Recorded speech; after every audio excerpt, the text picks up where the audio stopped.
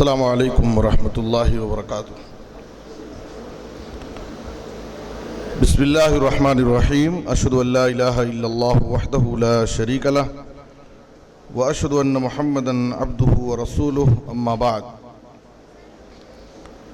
فاعوذ باللہ من الشیطان الرجیم۔ بسم اللہ الرحمن الرحیم۔ انا نحن نزلنا الذکر وانا لہ لحافظون۔ قابل قدر علماء کرام، عزیز طلباء، بلا کسی تمہید و تبصرہ کے میں سیدھے اپنے موضوع پر آ جاتا ہوں، اس لیے کہ وقت کافی مختصر ہے۔ موضوع ہے دین کی حفاظت میں مدارس اسلامیہ کا کردار۔ دین کی حفاظت میں مدارس اسلامیہ کا کردار۔ سب سے پہلے ہم اس نقطے کو سمجھیں کہ ہماری دنیا اور آخرت کو بنانے، سنوارنے، کامیاب کرنے کے لیے دین کی حفاظت ہم سب پر ضروری ہے۔ اگر ہم اپنے دین کی حفاظت کریں گے تو دنیا میں بھی ہم کامیاب رہیں گے اور آخرت میں بھی ہمیں نجات ملے گی۔ وہ دین جو واحد اللہ کے نزدیک محبوب، مقبول اور پسندیدہ دین ہے۔ ان الدین عند اللہ الاسلام ورضیت لکم الاسلام دینا ومن یبتغ غیر الاسلام دینا فلن یقبل منہ وَهُوَ فِي الْآخِرَةِ مِنَ الْخَاسِرِينَ۔ اور دنیاوی اعتبار سے اگر اس دین کی ہم حفاظت کریں گے، اس پر قائم رہیں گے، تو اللہ تعالی ہمیں عزت اور سکون کی زندگی عطا کرے گا۔ من عمل صالحا من ذکر او انثى وهو مؤمن فلنحيينه حياة طیبہ ولنجزینهم اجرهم باحسن ما كانوا يعملون۔ نبی صلی اللہ علیہ وسلم نے اس دین کی حفاظت پر ہماری حفاظت کا وعدہ کیا ہے۔ ایک مرتبہ عبداللہ بن عباس رضی اللہ عنہ، جو ابھی چھوٹے بچے تھے، نبی صلی اللہ علیہ وسلم کے ساتھ آپ کی سواری پر پیچھے سوار تھے۔ آپ صلی اللہ علیہ وسلم نے دوران سفر کئی اہم باتوں کی نصیحت کی۔ ان میں سب سے پہلی نصیحت تھی، یا غلام انی اعلمک کلمات احفظ اللہ احفظ اللہ تجدہ تجاہک۔ اے بچے، تم اللہ کی حفاظت کرو، اللہ تمہاری حفاظت کرے گا۔ ظاہر ہے کہ اللہ تعالی ہماری حفاظت کا محتاج نہیں ہے۔ اللہ کی حفاظت کا مطلب اللہ کے احکام و قوانین کی حفاظت ہے، اللہ کے دین کی حفاظت ہے۔ اگر ہم اللہ کے دین کی حفاظت کریں گے، اللہ کے دین پر چلیں گے، اس پر ثابت قدم رہیں گے، اس پر عمل کریں گے، تو اللہ تعالی ہماری حفاظت کرے گا۔ سورہ محمد کی آیت میں اللہ تعالیٰ نے اسی بات کو ذکر کیا ہے، ان تنصروا اللہ ینصرکم ویثبت اقدامکم۔ اگر تم اللہ کی مدد کرو گے، یعنی اللہ کے دین کی مدد کرو گے، اللہ کے دین کی خدمت کرو گے، اللہ کے دین کی حفاظت کرو گے، تو اللہ تعالیٰ تمہاری مدد کرے گا اور تمہیں ثابت قدمی عطا کرے گا۔ عمر رضی اللہ تعالیٰ عنہ کا وہ تاریخی جملہ جو انہوں نے ملک شام کے سفر کے موقع پر کہا تھا، انا کنا اذل قوم فاعزنا اللہ بالاسلام۔ ہم زمانے جاہلیت میں اسلام سے پہلے ایک ذلیل و خوار قوم تھے، اللہ تعالیٰ نے ہمیں دین اسلام کے ذریعے عزت بخشی۔ اب اگر ہم دین اسلام کو چھوڑ کر کسی دوسرے طریقے سے عزت تلاش کریں گے تو اللہ تعالیٰ ہمیں ذلیل کر دے گا۔ پتہ یہ چلا کہ ہم سب کی یہ ذمہ داری ہے کہ ہم اپنے دین کی حفاظت کریں۔ خاص طور پر فتنوں کے اس دور میں دین کی حفاظت بے حد ضروری ہے۔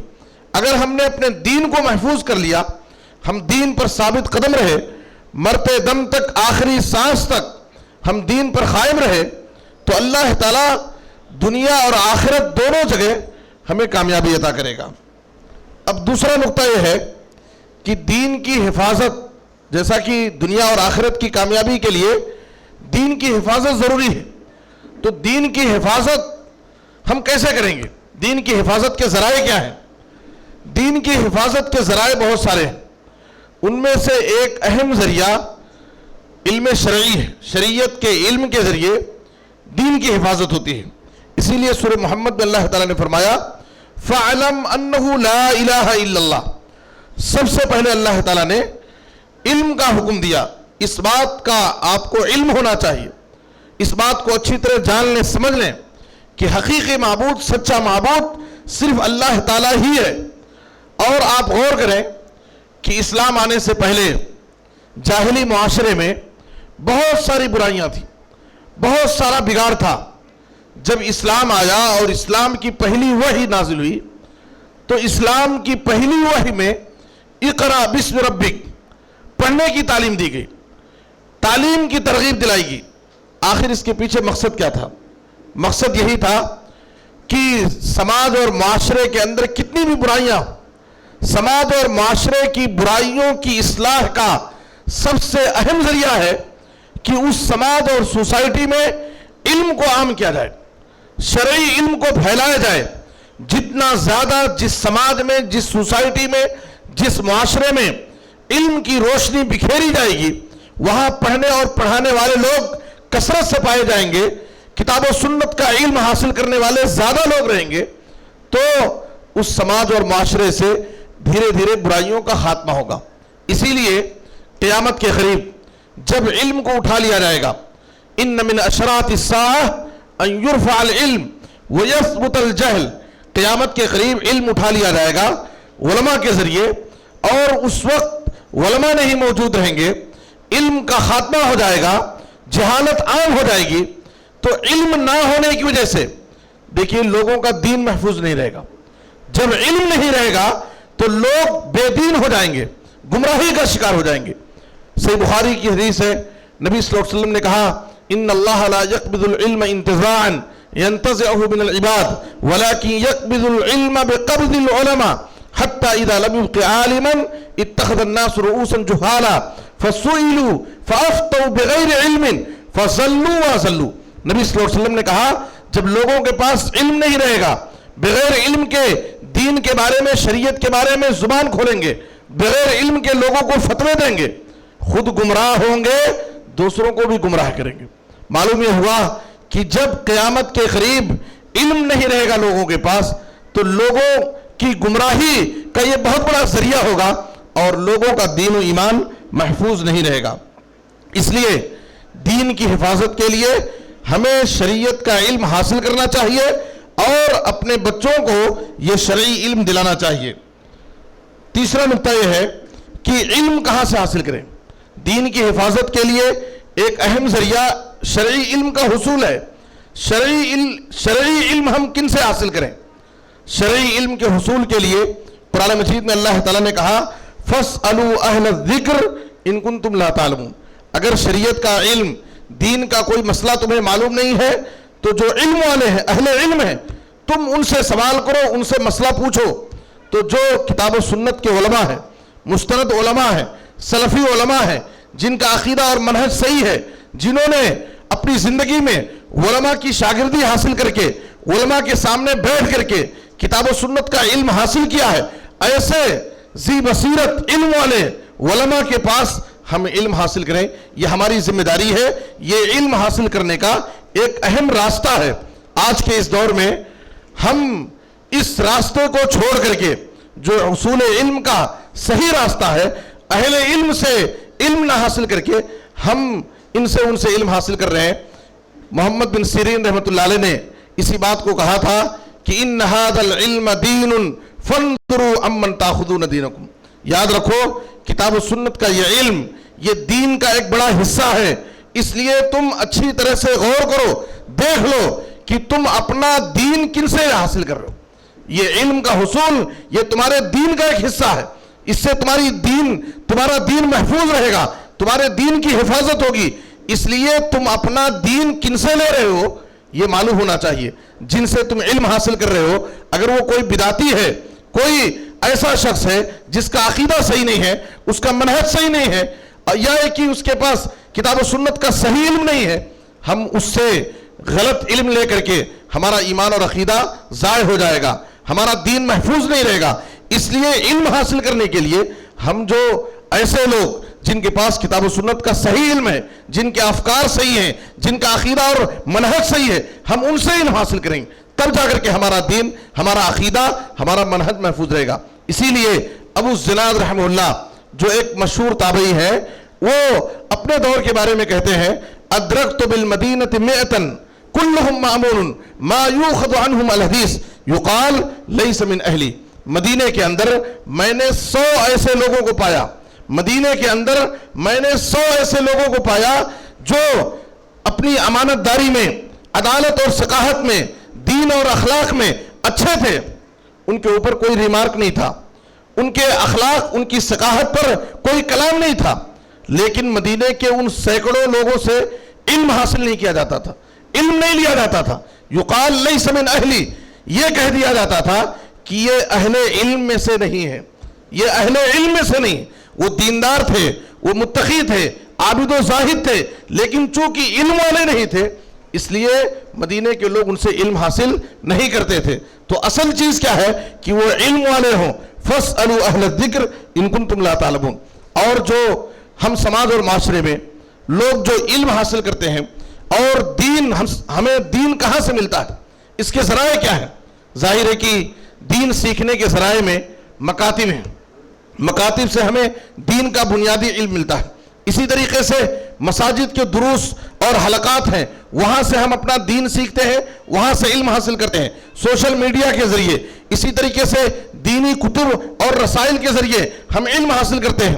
ان ذرائع میں ایک بڑا اہم ذریعہ جہاں سے لوگ علم حاصل کرتے ہیں اور اپنا دین سیکھتے ہیں, ایک بڑا ذریعہ یہ دینی مدارس ہیں. یہ دینی مدارس ہیں جہاں سے ہم علم حاصل کرتے ہیں.